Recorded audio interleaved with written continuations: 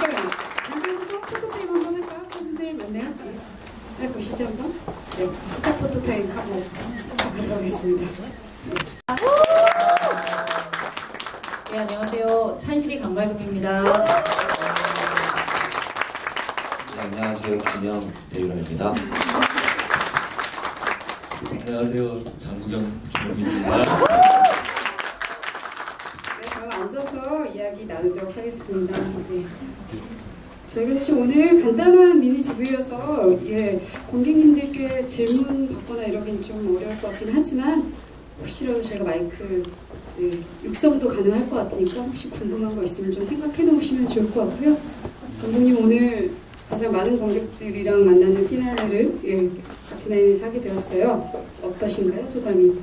오늘 하루 종일 이렇게 무대 인사 돌다가 이렇게 조그만 미니 지브이를 하는데 오늘 밖에 날씨가 너무 외로운 날씨예요. 그거랑 딱 걸맞게 무대 인사를 돌았는데 정말 적은 관객분들과 만나고 왔거든요.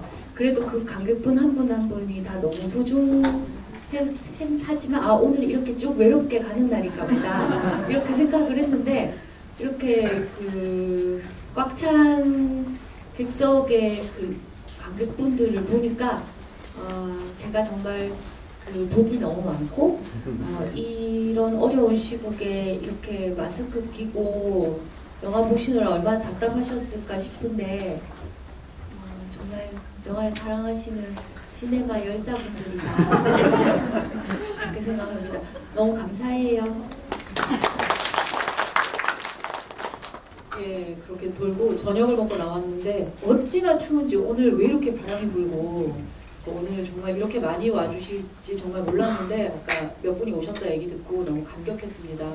와주셔서 너무 감사하고 이렇게 자리 지켜주셔서 너무 감사합니다. 길에 사람이 없는데 다 여기 있어요. 저 지금 최근 한 달 동안 이렇게 많은 사람들을 만나고 진짜 얼마 만인지 모를 것 같아요. 너무 감격스럽고 우리가 어쩌다가 이래야 되는 거야? 오늘 너무 웃기면 안 됩니다. 사람 많이 모여서 너무 웃기면 위험합니다. 너무 웃기시면 안 되고 하여튼 진짜 이렇게 찾아주셔서 너무 감사드립니다. 감사합니다. 유정 씨 말씀대로 지금 여기서 보면 만석인 것처럼 보여요. 너무 선생님 감사합니다. 저기 가주세요. 당신의 난닝곳까지. 네, 정말 여기서 남들이 여기서 보면은 정말 코로나가 뭔지 잊어버릴 것 같습니다.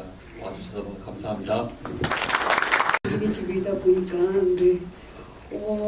강발금 배우님 이렇게 첫 장편 주연하면서 이런 관객과에 대한 관객들을 만나는 또 되게 신기한 경험을 하시게 되잖아요.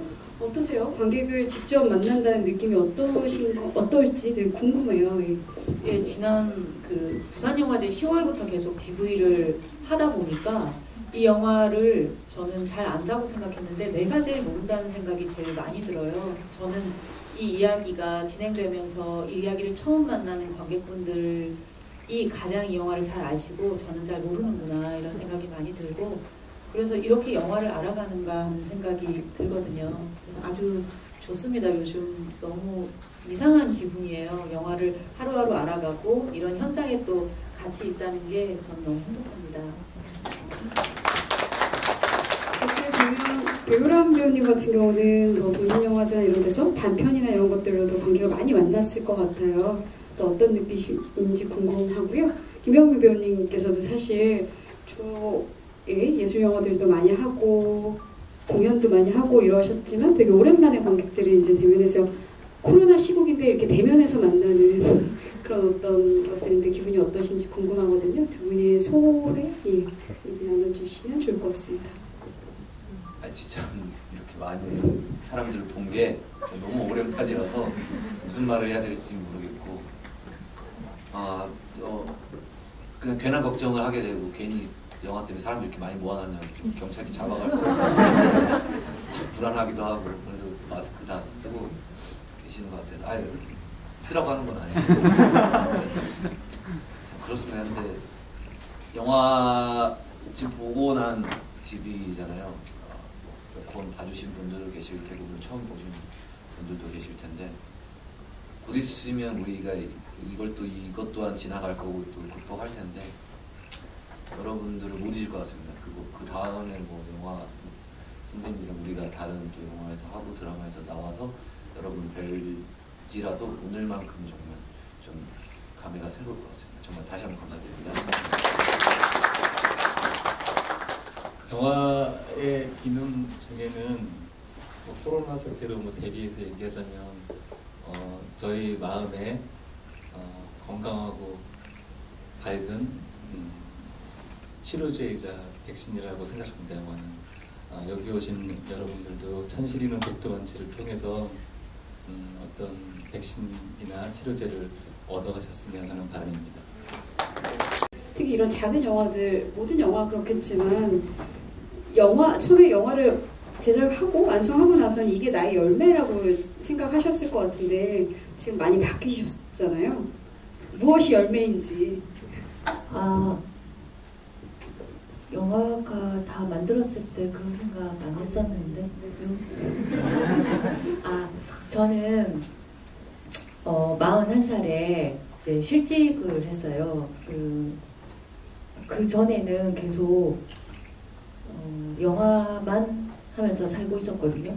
근데 제가 뭐 영화를 해서 남들처럼 부귀영화를 누리겠다 이런 마음이 전혀 없었고 그냥 제가 좋아하는 거 하면서 욕심 내지 않고 잘 살면 그게 행복이고 그게 쭉 계속 지속될 줄 알았어요. 근데 실직을 하고 나니까 되게 쇼크가 크더라고요. 뭔가를 막 욕심내서 막 바랬다면 사람이 이제 가유불급이라는 말이 있잖아요. 근데 그냥 소탈하게 살았던 것 같은데 이제 벼락을 맞는 그런 기분이 들었었거든요. 그래서 제가 좋아하는 일 때문에 가장 많이 마음이 아팠고 그럼에도 불구하고 그 일을 못하게 됐을 때 오는 상실감과 좌절감은 뭔가 결실을 맺지 못했다라는 그런 안타까움, 저만 아는 그 마음이 결국은 이 영화를 만들게 한 가장 큰 힘이었다는 생각이 드는데, 그래서 영화를 구상할 때 저라도 이 찬실이라는 인물한테 결실을 제 스스로한테라도 맺게 해주는 그 소망의 이름을 지어주고 싶었어요. 그래서 이제 영화에는 전면적으로 드러나지 않지만 빛날 찬 열매실이라는 뜻을 가진 빛나는 열매라는 이름을 지어줬거든요.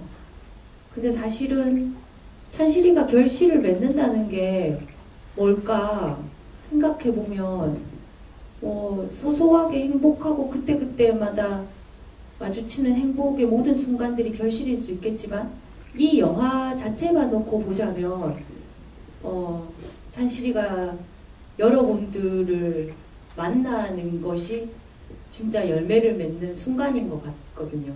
제가 23살에 영화 감독을 꿈꾸고 이제 46살이 돼서 이렇게 데뷔를 하게 됐는데 이렇게 관객분들을 만나는 것 자체가 저한테는 그 평생 동안 소망했던 결실을 맺는 순간이 아닐까 합니다. 특히나 이렇게 어려운 시국에 영화가 개봉하게 돼서 개인적으로는 안타까운 마음도 있었지만 처음에는 없었다면 거짓말이겠죠. 그렇지만 이 어려운 시기에 이런 위기를 통과하는 이 가장 관통하는 이 핵심, 이 코어에 이런 관객분들을 맞이한다라는 거는 참 찬실이랑 많이 닮아 있는 것 같아요. 이 개봉 시기조차도 제가 원했던 건 아니지만 결국은 위기라는 거는 미리 예측할 수 있어가지고 우리가 피할 수 있으면 얼마나 좋겠습니까? 근데 늘 예측할 수 없는 어떤 순간에 갑자기 찾아오는 게 위기더라고요.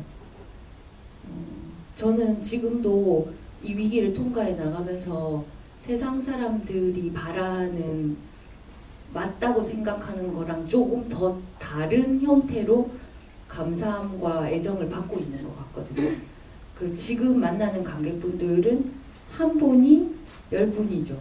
그 집에 돌아가서 가끔 그 평들을 찾아보면 내가 엄청난 애정을 지금 받고 있구나 이거를 느껴요. 그래서 우리 찬실이는 벌써 10만이 넘은 거죠? 네.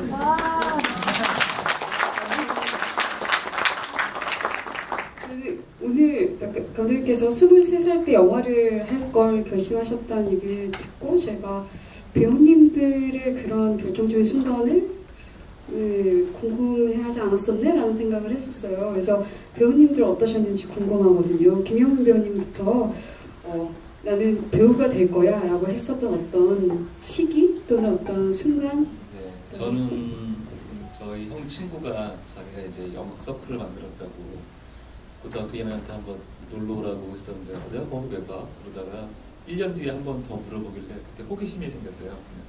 그 호기심으로 시작해서 연기를 시작하게 됐고 좋아서 하게 됐고 그다음에 프로 의식 뭐 그렇게 그런 단계를 밟아온 것 같습니다. 근데 처음 고등학교 연극했을 때 김정의 강당 같은 데서 연극하는데 그 접이식 의자를 이제 다 개가지고 막내니까 막 다 치우고 뭐 그런 다 치워고 사람들이 다 빠져나가고 제가 마지막 정리를 하고 객석을 볼 기회가 있었어요. 그러니까 무슨 연극이 끝나고 난 후에 나오는 노래처럼 그때 이상했던 느낌을 지금도 기억하고 있고요. 그런 계기로 연기를 시작하게 됐고 지금 이 자리에 있습니다. 네. 관객분들이 얼마나 감격스러우면 질문 하나하나 끝날 때마다 박수를 쳐요. 그냥 꼴중에서 친구 원래 이 팀이 약간 자화자찬 팀이라고요? 저는 뭐 좀 사춘기가 늦게 와서 뭐랄까 고2 때 좀 제가 뭘 하고 싶나 혼자 스스로 고민을 좀 많이 했던 것 같아요. 그래서 사람들 웃기는 것도 좋아하고 사람들 앞에서 나서서 뭘 하는 걸 좋아했는데 공부만 하다가 좀 갑자기 그런 생각이 들어서 뒤늦게 좀 같은 반에 있던 복학생 형이 연기를 배우고 있었는데 그래서 한번 따라가 봤는데 너무 그 강렬한 기억이 자면서 잊혀지지가 않아서 그래서 일단 하게 됐고 또 알아갈수록 연극 그 철이 없었는데 연극 배우 분들의 그런 뭔가 길에서 술 먹고 자고 약간 깡소주 마시고 뭐 이런 보헤미안 같은 삶이 너무 멋있게 보였었나요? 철없을 때 그냥 어릴 때는 막연하게 그게 다가 아닌데 정말 연극 배우분들 엄청 힘들게 열심히 그래서 길에서 건데. 잤어요? 몇 번 잤죠. 코스프레 한다고 또 힘들게 다 하시는 건데 하여튼 그래서 좀 했던 것 같아요. 근데 또 들어간 과가 좀 영화 중심적인 과였고 영화과가 영화 중심적인 과 연극영화과가 또 있고 저희 과는 영화과라서 영화 중심적으로 오늘 진행자가 두 분이실까요? 네, 감독님이 욕심이 있는데 아니 진행에 욕심 없습니다. 진짜 궁금해서 물어봤어요. 불편하시면 장난하겠습니다. 불편하면 이 몇 년간 만나본 감독님 중에 정말 재주 많으신 분은 초이 감독님이 처음인 것 같아요. 정말. 어쨌든 그렇게 저는 하게 됐습니다. 여기까지.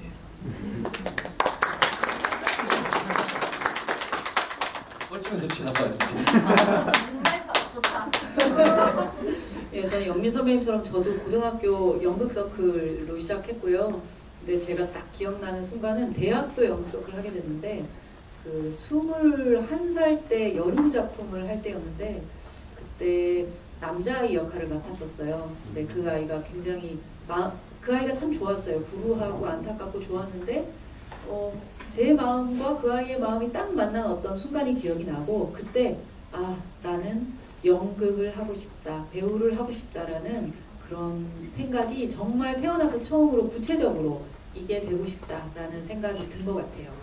근데 그 당시에는 영화 배우가 나같이 이렇게 짤막한 사람이 될 수 있다고는 상상도 못했었기 때문에 연극 그리고 배우 그런데 이제 그 말을 입 밖에 못 꺼냈어요. 너무 부끄러워서 못 꺼내고 심지어는 뭐 직장도 계속 다니고 하다가 30살 돼서 안 되겠다 해야 되겠다 하고 시작을 했습니다.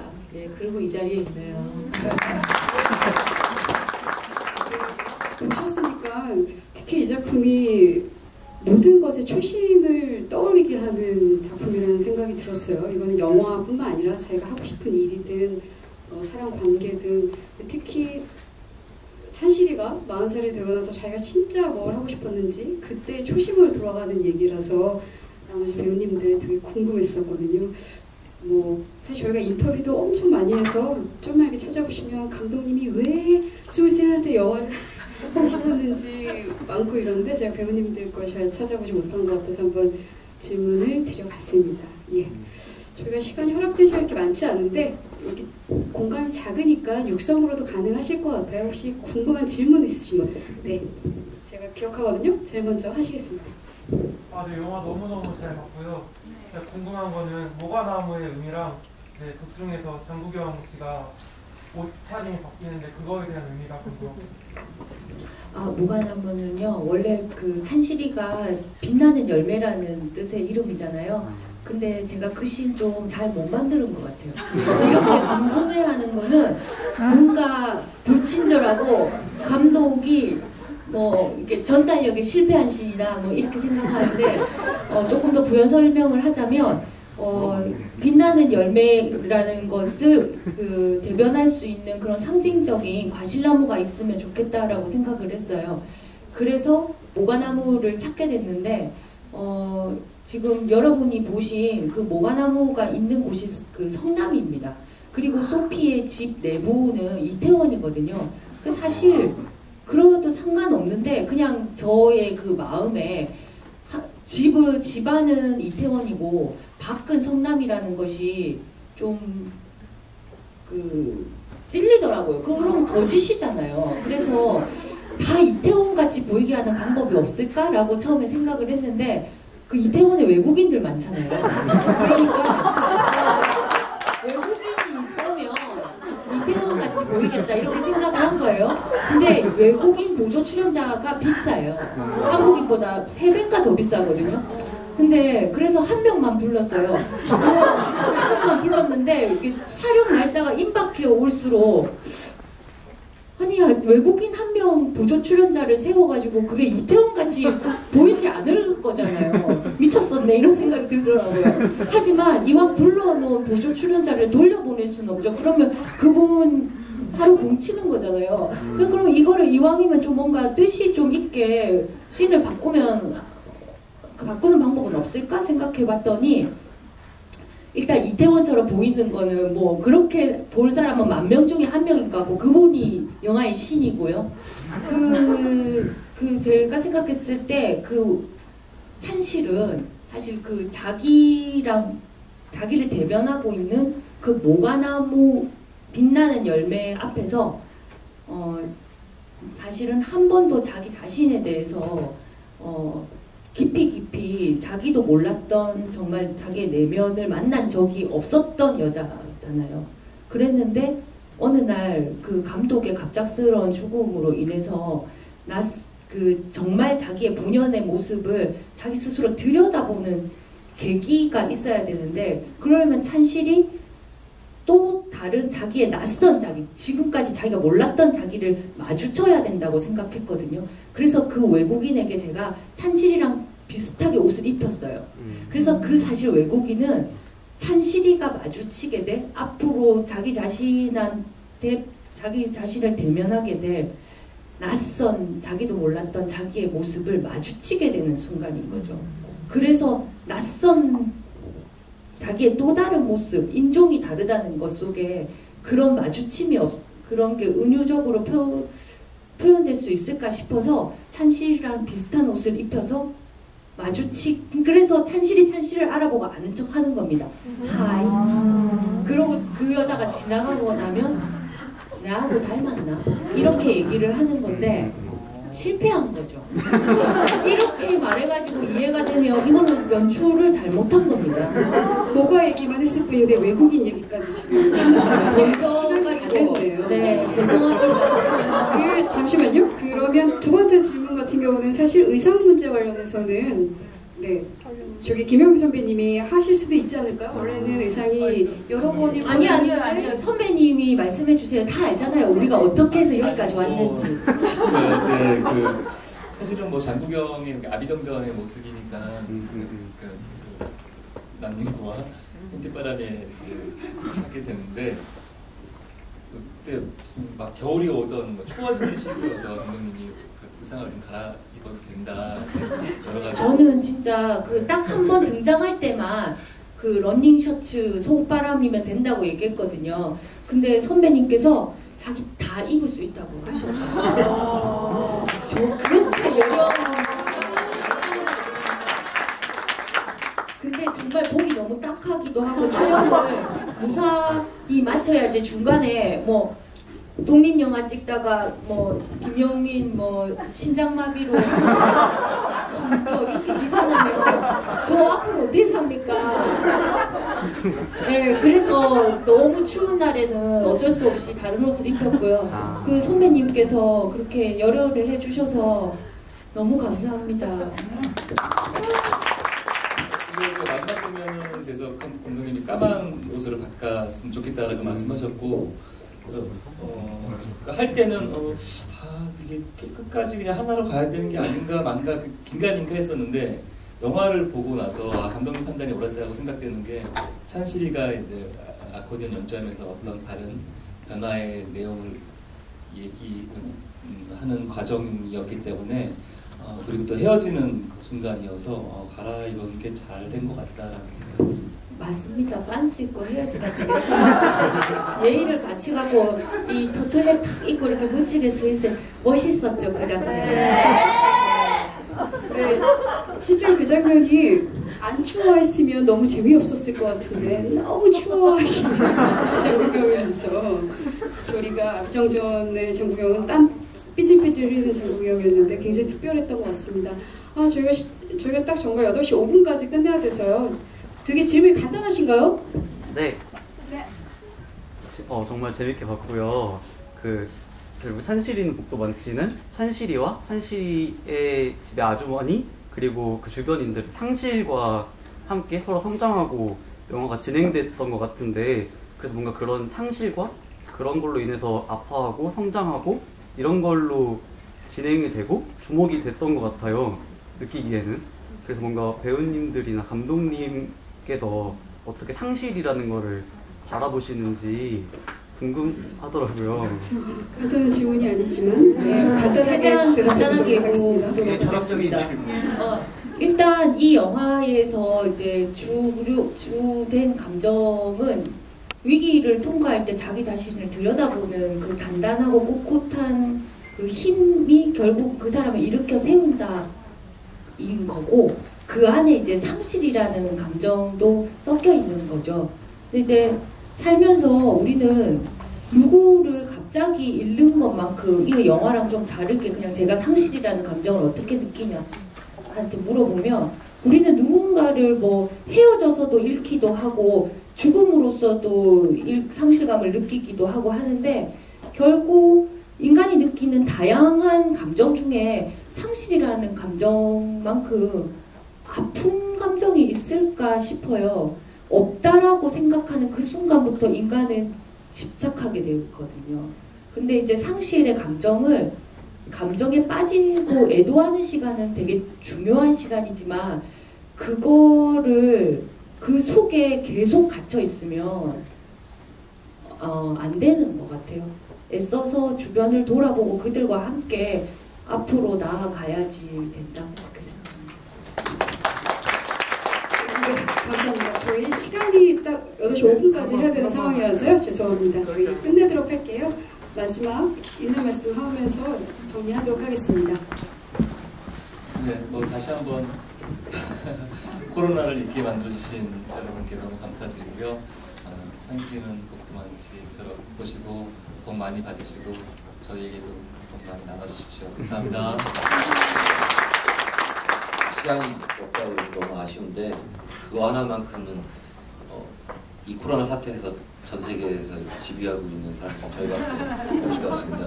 우리는 모두 유일무이한 사람이라고 항상 생각하면서 사랑스러워지셨으면 좋겠습니다. 감사합니다. 여기 모여 계신 분들 다 저희 애정 주시는 분들 맞으시죠? 네. 저는 아주 예전이긴 하지만 십몇 년 전에 천하장사 마돈나라는 영화에 마음을 뺏긴 적이 있는데, 그건 그 영화가 뭐 정말 아카데미상을 받을 만하다 이런 문제와 달리 그냥 뭐랄까 저한테 굉장히 힘을 줬던 영화가 있어요. 그래서 만약에 우리 영화가 그런 나한테 천하장사 마돈나 같은 영화였으면 정말 좋겠다 하는 게 저의 가장 큰 바람이고요. 그게 아니더라도 조금 더 가벼운 발걸음으로 극장문 나서셨으면 좋겠습니다. 그리고 꼭 손을 씻어주십시오. 네, 감사합니다. 짧은 만남 너무 아쉬웠습니다. 우리 못다한 만남은 오늘 밤 꿈속에서 만나요. 저희 약간 오늘 좀 너무 많이 와주셔서 너무 감사해서요. 특별한 기념사진 저희 배우님과 감독님을 위해서 찍고 싶어요.